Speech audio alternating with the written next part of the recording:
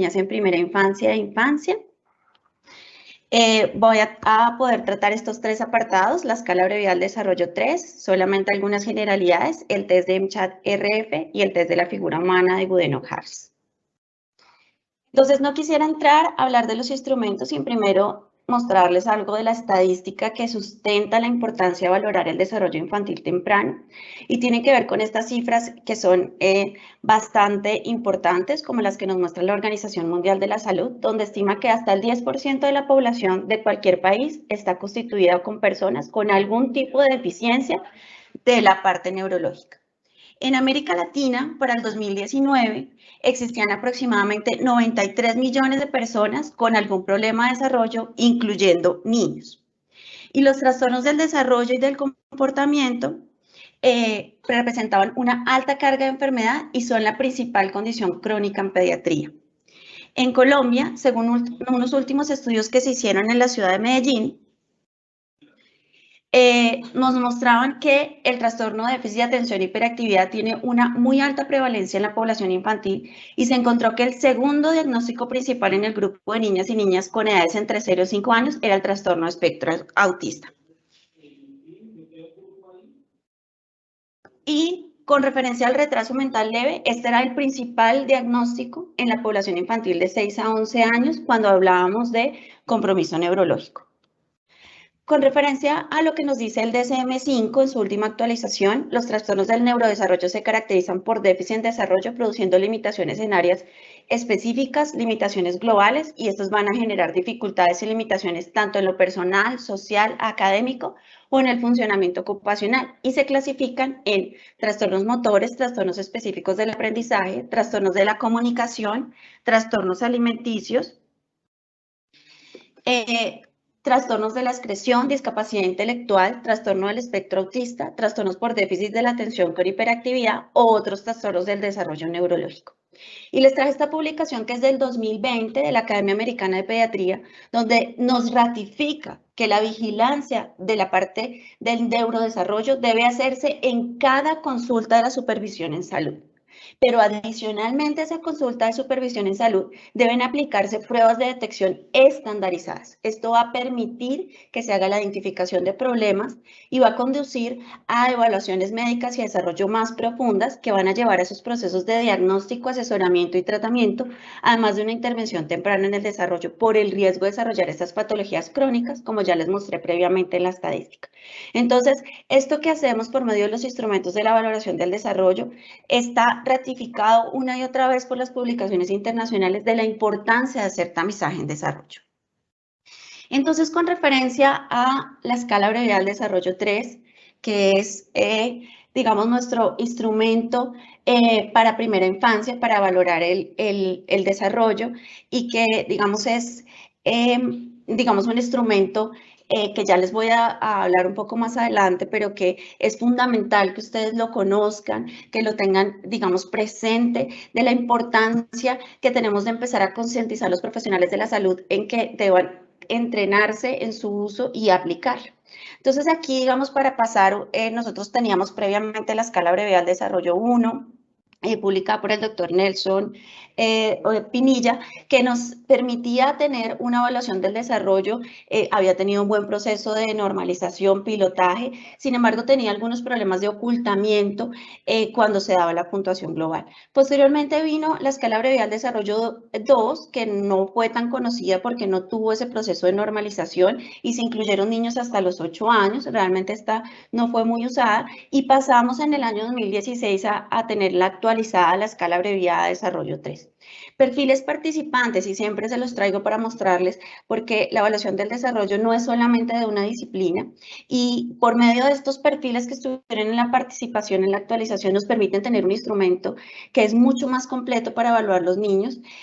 Tuvimos pediatras, enfermeras, neuropediatras, fisiatras, psiquiatras, psicólogos, terapeutas ocupacionales, fonoaudiólogos, fisioterapeutas, licenciados en psicología y pedagogía, licenciados en educación preescolar y genetistas, quienes ayudaron a hacer todo este proceso de la actualización. Evalúa las áreas como motricidad gruesa, lenguaje y comunicación, área cognitiva, función adaptativa y personal social, agrupada en 4 dimensiones, que es la motricidad gruesa, la motricidad fina adaptativa, la audición del lenguaje y la conducta personal social. Este es el manual, ustedes lo encuentran disponible en el repositorio del ministerio.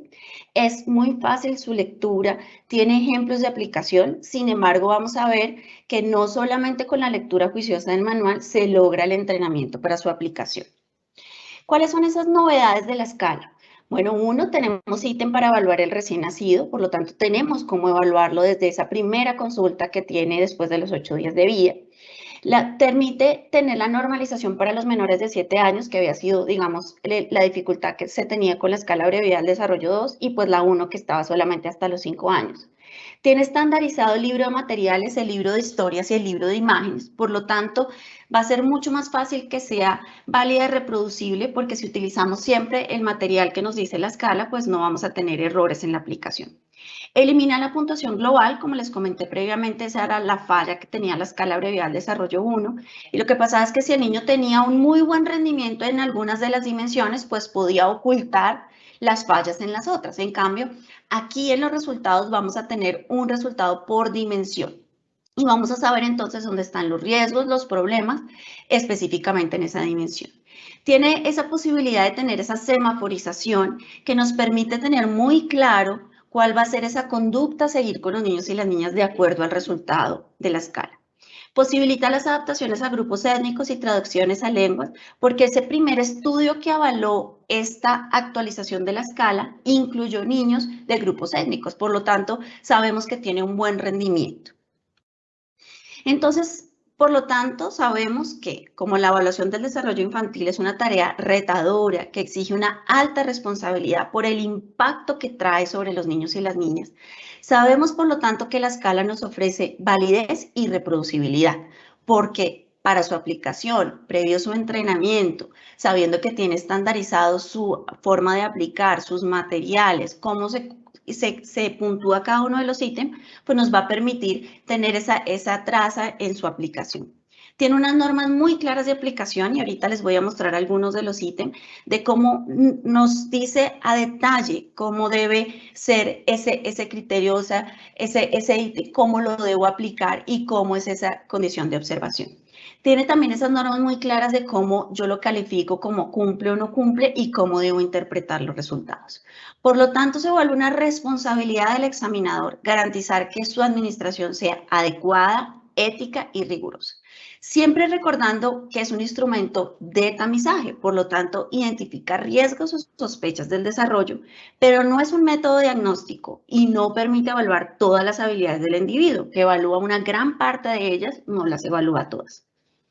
Y adicionalmente hemos descubierto desde la actualización algo muy importante y es que nos ofrece esas opciones para potenciar el desarrollo, no solamente cuando tenemos los resultados, sino que también por medio de los ítems que nosotros aplicamos en los diferentes rangos, nos permite tener información para darle a los padres, madres y cuidadores sobre actividades que podrían hacer para potenciar esas capacidades, habilidades y prácticas. Muy importante tener en cuenta cuáles son esas condiciones de los niños para la aplicación. Recuerden que los niños y las niñas son nuestra prioridad. Por lo tanto, como es un instrumento que requiere un tiempo y requiere, digamos, una disposición específica, pues es importante que los niños, por ejemplo, y las niñas no tengan hambre previa a la consulta, no tengan problemas con su pañal. Algo que les pedimos frecuentemente es que, aunque la vacunación es fundamental para nosotros, pues lo ideal es que los niños, por ejemplo, no vinieran después de que se les coloque su vacuna para que no vengan un poco irritables o con rechazo al profesional de la salud, sino que vengan con esa actitud correcta para poder captar su atención. También les decimos, por ejemplo, que no utilicen dispositivos electrónicos porque inmediatamente eso hace que el dispositivo capte toda su atención y cuando queramos trabajar con los materiales para la aplicación de la escala, pues nos vamos a encontrar distraídos.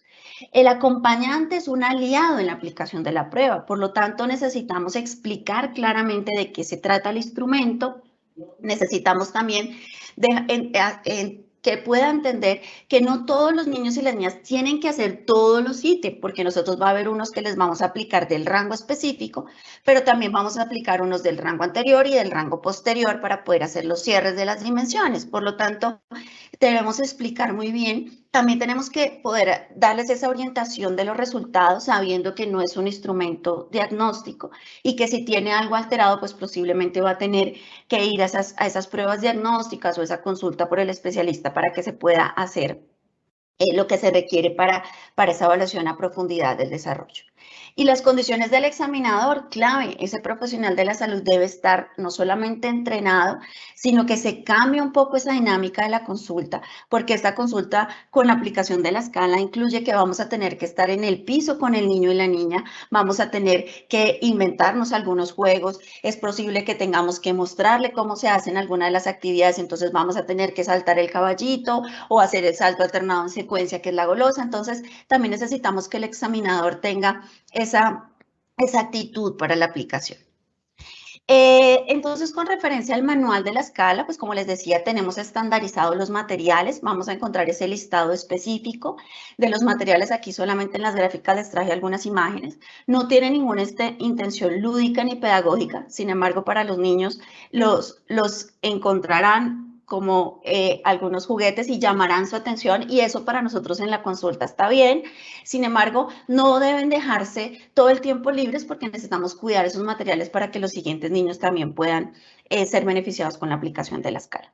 Y es importante que algunos materiales como el lazo de insertar cuencas debe tener siempre esa señal de peligro, riesgo de atoramiento, porque aunque es muy importante para nosotros evaluar lo que tiene que ver con motricidad física y pinza, un niño pequeño puede insertar algunas de sus cuencas en la boca y puede producirse un atoramiento. Entonces tenemos que manejar con cuidado los materiales. Y pues en cada instrumento, cada material van a tener las dimensiones, el material de fabricación, las normas de seguridad y las opciones de adaptarse en un contexto. Y esto, por ejemplo, es importante con los animales porque pues si nosotros en Bogotá les traemos probablemente en el modelo de animales un pavo real, posiblemente los niños no van a conocer ese tipo de animal. Entonces es importante que hagamos las adaptaciones. Con referencia a los puntos claves de aplicación de la escala, existen dos modalidades de aplicación. Una es de observación directa, que va a ser la mayoría de los ítems de la escala. Y esto es muy importante porque conocemos la experiencia de que al hacer la lectura del manual, lo que hacen es que algunos de los ítems preguntan a los padres si, por ejemplo, gatea o se sienta o hace caminata. Y es muy claro, y eso, digamos, lo decimos en el entrenamiento y también está en el manual, la importancia de que se haga observación directa, o sea, que nosotros podamos ver que realmente el niño o la niña hace la actividad. Va a haber algunos ítems de preguntas dirigidas en las cuales sí vamos a investigar, por ejemplo, si practica algún deporte, que es el último ítem de la dimensión motricidad gruesa, entonces ese no lo podemos evaluar en el consultorio, entonces estará ahí para hacer esa pregunta dirigida. Solamente tenemos dos posibilidades de evaluar los ítems, de si la conducta exhibida cumple el criterio o si la conducta exhibida no cumple el criterio, y así mismo es como lo vamos a diligenciar.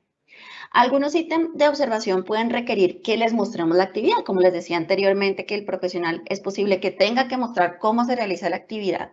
Y en algunos de los casos, cuando no lo realiza correctamente, vamos a tener que repetir la explicación, teniendo en cuenta esa instrucción y que nos viene específicamente en los ítems.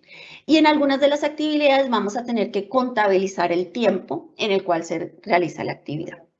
Al final de toda la aplicación de la escala, nosotros vamos a tener la posibilidad de clasificar al niño o la niña en que, uno, desarrollo esperado para la edad cuando se encuentre en verde, riesgo de problema en el desarrollo cuando esté en amarillo y sospecha de problema en el desarrollo cuando esté en rojo. Y eso lo vamos a hacer para cada una de las 4 dimensiones.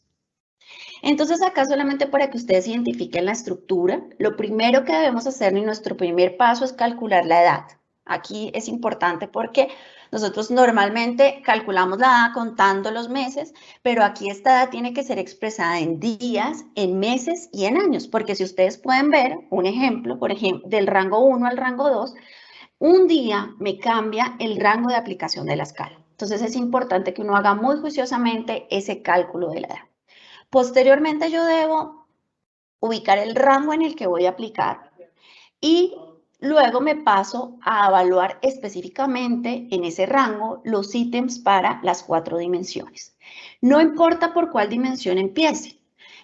Yo siempre les recomiendo que, por ejemplo, si el niño está muy juguetón, está saltando, se siente confiado en el consultorio, podemos arrancar por motricidad gruesa. Pero si al contrario no está jugando mucho, pero logramos captar su atención y empieza a hablarnos y a contarnos de su nombre, de su familia, de cuántos años tiene, probablemente nos vamos a ir por la dimensión de audición, lenguaje o personal social. No importa cuál de las 4 dimensiones arranquemos, lo importante es que no debemos evaluar las 4 dimensiones. Yo no puedo dar un reporte de solo una o de solo 2 y debo aplicar todos los ítems de esa misma dimensión. Acá solo les traje una imagen para que ustedes puedan ver cómo se describen los ítems en el manual. Este es, por ejemplo, motricidad gruesa, rango 5. Y aquí ustedes van a ver cuál es esa condición de observación, el criterio de respuesta y el material. Entonces, miren la narración, es muy simple de entender, pero muy específica en cómo yo debo hacer esa observación, pero también cómo es ese criterio de respuesta. Y miren que aquí además yo tengo que no solamente revisar específico en este que era gateo con desplazamiento cruzado, que haga ese alternado de rodillas y manos, sino que adicionalmente yo tengo que medir que sea 1 metro de distancia. Entonces, es fácil de aplicar, sí, pero necesitamos seguir todas estas recomendaciones de la condición de observación, del criterio de respuesta y el material que se requiere para su aplicación. Solo les traje para que ustedes puedan ver cómo es la hoja de respuestas. Esta es de motricidad gruesa, entonces ustedes van a ver que aquí uno ubica el rango, empieza a aplicar esos ítems y va a poder puntuar como 1 si cumple y 0 si no cumple. Esto, digamos, es un poco más complejo que solo aplicar los ítems del rango, pero es para que ustedes vayan conociendo un poco el instrumento. Cada hoja de respuesta va a traer los 12 rangos con los 36 ítems que tiene cada dimensión para hacer un total de 144 ítems. No quiere decir que cada niño o cada niña se le va a aplicar esos 144, sino que uno va a aplicar los ítems del rango y de acuerdo al punto de inicio al punto de cierre, pues ahí vamos a tener específicamente cuáles ítems se aplicar. Al final yo voy a tener un total acumulado al inicio, que son los puntos de ahí para atrás, el número de ítems correctos, o sea, los que yo pude ver que el niño o la niña los hizo durante la consulta, y voy a hacer esa sumatoria que me dará ese primer total. Aquí solamente les traje un ejemplo, porque posteriormente a que yo tuve en esa hoja de respuestas ese primer resultado, yo lo debo pasar a la tabla de conversión, porque para eso se hizo un proceso de normalización en el cual yo tengo esa puntuación directa, que es lo que el niño o la niña me dio en la aplicación de la escala, pero yo tengo que hacer esa conversión con ese proceso de normalización de saber que si es realmente lo que debería ser para su edad. Entonces aquí traje un ejemplo, en el rango 7 la puntuación directa fue 19 para motricidad gruesa y entonces yo me voy a ese rango y hago el cruce, me dice que esa puntuación típica es 38.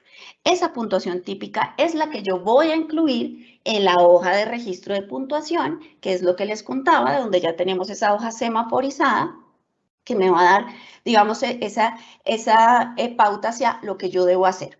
Entonces, si ustedes ven acá nuevamente nuestro ejemplo, teníamos esa puntuación directa de 19, esa puntuación típica de 38, y aquí yo lo voy a incluir en la hoja semaforizada, y si ustedes pueden ver, pues me puntúa en el color amarillo, lo que quiere decir que tiene un riesgo de problema en el desarrollo de motricidad gruesa.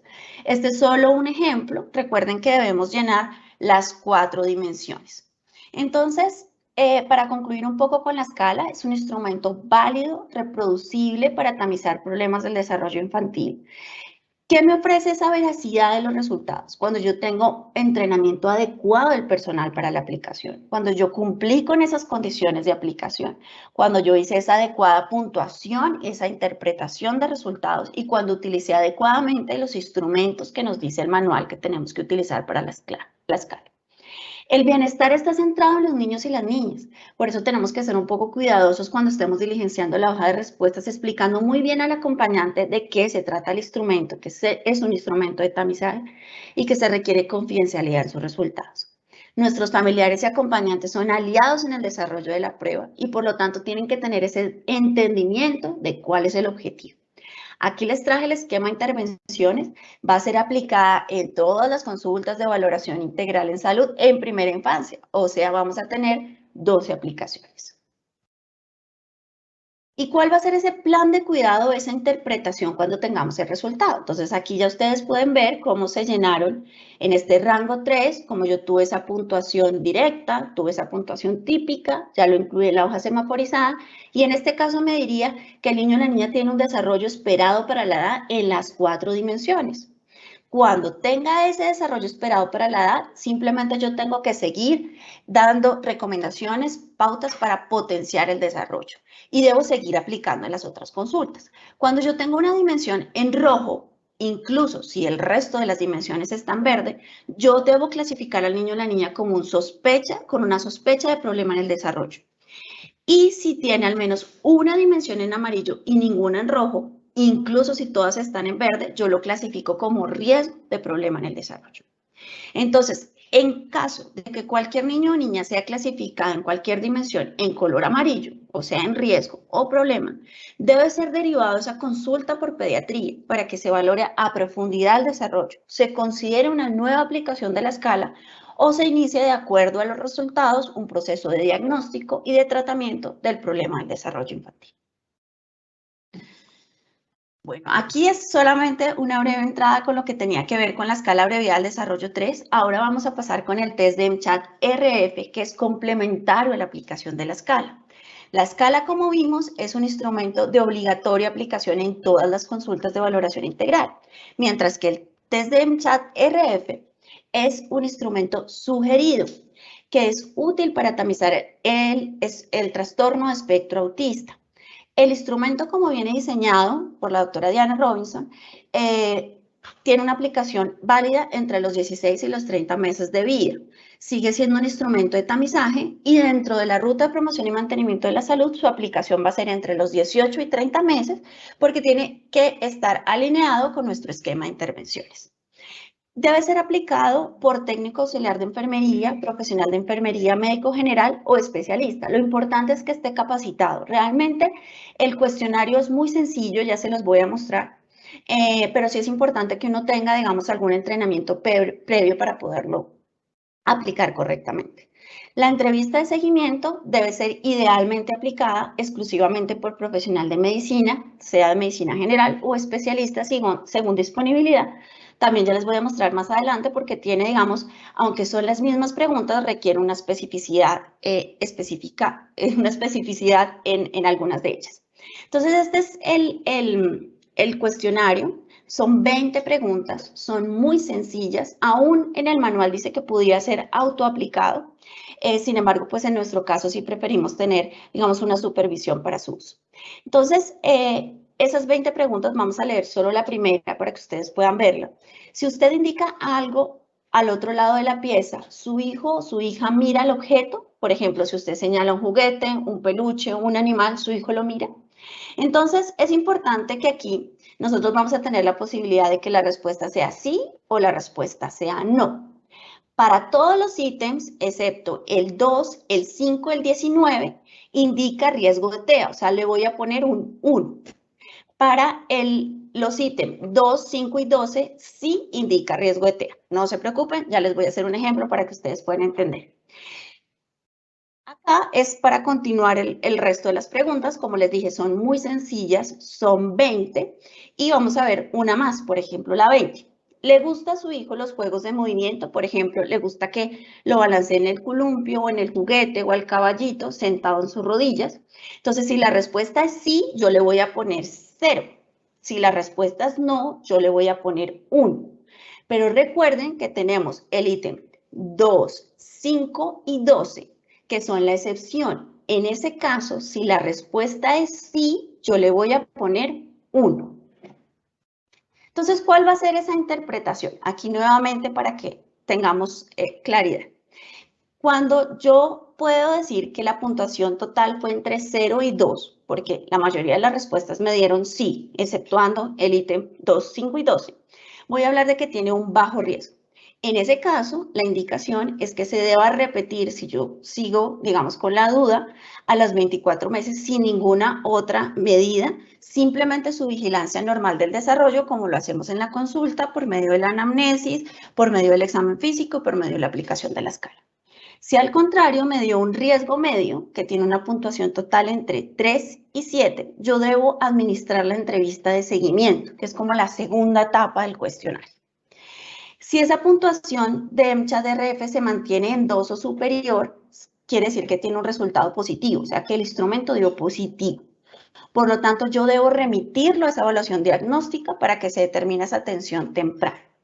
Si al contrario en esa entrevista de seguimiento me dio negativo, o sea, entre 0 y 1, yo no requiero hacer ninguna otra medida, sino seguir con sus consultas de valoración integral en salud, con su aplicación de escala, su examen físico y todo lo que se requiere para evaluar el desarrollo. Y si en esa primera aplicación me dio un riesgo alto, o sea, una puntuación entre 8 y 20, no es necesario que hagamos entrevista de seguimiento, sino debemos derivarlo inmediatamente para una evaluación diagnóstica, para que se inicie una intervención temprana. Entonces, la entrevista de seguimiento son las mismas preguntas que teníamos en el cuestionario inicial, sino que ya no las voy a evaluar como sí y no. Y esta obviamente ya no es autoaplicada y como dijimos previamente debe ser por un profesional de medicina. Estas preguntas ya las voy a evaluar como pasa o no pasa. Entonces aquí vamos a ver cómo va la entrevista de seguimiento. Entonces, si los resultados anteriores nos dio en un riesgo medio, entonces yo lo que voy a hacer es hacer esa entrevista de seguimiento. Se considera, y yo solamente voy a hacer la entrevista de seguimiento en los ítems que el niño no pasó de esa primera aplicación. Ustedes van a ver, y digamos que cuando ustedes descargan todo el instrumento, acá les va a salir una a una cómo ustedes hacen la profundización de esas preguntas. Entonces vamos a volver a esa pregunta 1. Si usted señala algo al otro lado de la habitación, él lo mira a usted, señale sí y no. Y aquí ya viene a profundidad. Por favor, deme un ejemplo si se responde si señala algo. Y aquí vamos a tener los ejemplos de pasa o no pasa. Y aquí vamos a ver cómo nos da claramente esa orientación, si realmente lo está pasando, de acuerdo a estos ejemplos que el papá, la mamá, el cuidador pudo decirnos. Entonces ya sabemos que si tiene 2 ítems que nos dijo no pasa, entonces yo ya tengo que evaluarlo a profundidad porque me dio un resultado positivo para riesgo de trastorno de espectro autista. Entonces, ¿cuál es ese plan de cuidado o esa interpretación del resultado? Entonces, sabemos que es un instrumento de tamizaje, donde tiene una alta sensibilidad, pero es una baja especificidad. Por lo tanto, yo voy a tener muchos falsos positivos, pero lo importante es que yo capte todos los niños y que posteriormente en ese estudio podamos descartar los que realmente no tienen un trastorno espectro autista.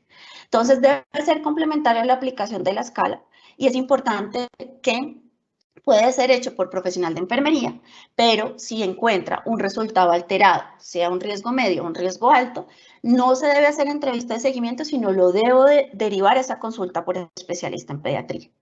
En la entrevista de seguimiento, que debe ser realizada por profesional de medicina, ante riesgo medio, entonces, si esa entrevista de seguimiento medio alterada, yo lo debo remitir a especialista en pediatría. Lo mismo si fue riesgo alto en esa primera aplicación.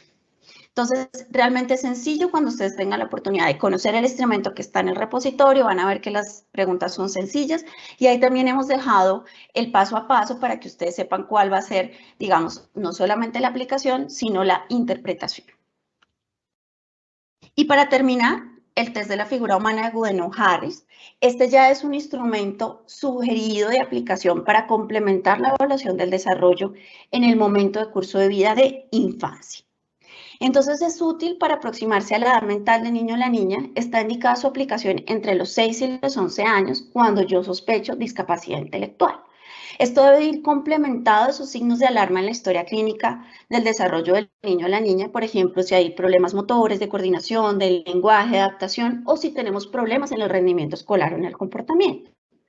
Los resultados alterados en el test también de RQC, porque recuerden que acá es complementario, o si tengo unos antecedentes de unos resultados alterados en la escala abreviada de desarrollo 3 cuando se hizo en primera infancia, o tengo unos resultados del cuestionario VALE, nos pueden estar sugiriendo que hay una discapacidad y entonces complementariamente yo puedo evaluar el desarrollo por medio del test de la figura humana.